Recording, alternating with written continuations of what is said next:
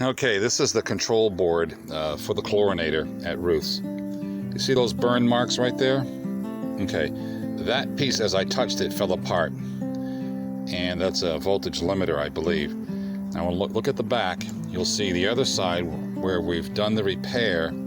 Previous power problems have, there, caused that. But look by my thumb, there. You see those two burn points? That tells me that the relay behind it, which is one of these two black things here, one of those, and this is like workhorse. I mean, over the years, it just turns on and off, on and off. And so that, because of that, we're going to replace it. So again, there's the other side with the two burn marks. And we have one on the truck. Here it is. Beautiful, huh?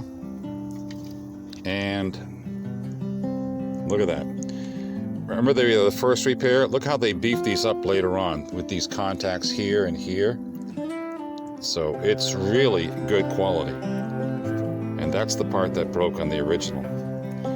Okay, so we're going to put that in and give it a whirl. We are also going to use the original display board because we don't have another one. So we'll give it a whirl.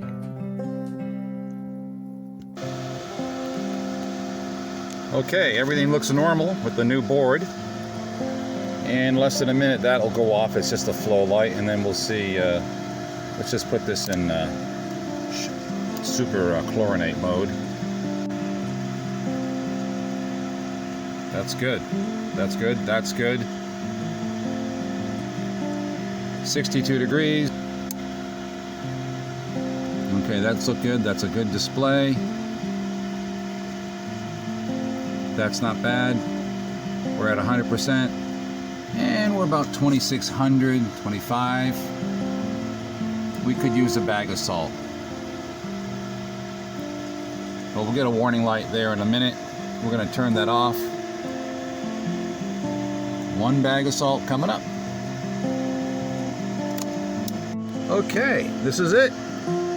We got a really good salt reading in the 3100 range. Looks good.